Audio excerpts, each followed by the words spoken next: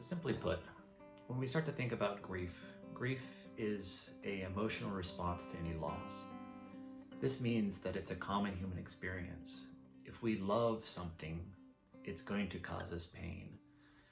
And so this means also that we don't have to be afraid of grief, that we can approach it.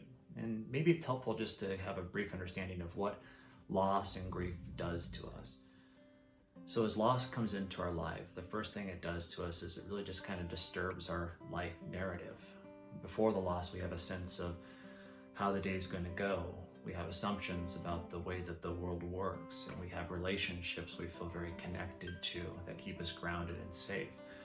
Then after the loss, that life story, that life narrative, and all these assumptions can just be gone in a moment, and the world can become very strange in that moment. And this strange world just leaves us feeling emotionally disturbed. These experiences, emotions that every day we felt like we could cope with, now they just feel out of control. There's this sense that I don't even know what's coming next with these emotions. I'm angry, now I'm sad, now I'm just totally heavy with depression. And so our emotions are no longer regulated.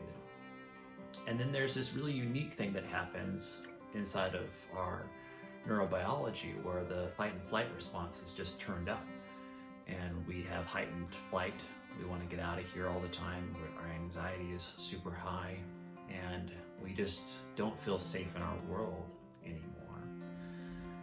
But very simply, we can help a person with these issues, first of all, by the relationships that we set up with them and making them feel like it's safe enough with us that they can bring these issues up. So we can create this environment, this container where they feel that they can be honest about this experience that they're having with their grief. And then there are skills, simple skills, learning to breathe, focusing on supportive and helpful relationships. And then also just what are their senses of values that they have for their life. And when this life becomes strange, a person, if they have a sense of what their values are, that can create a trailhead for them to get back on a direction of life.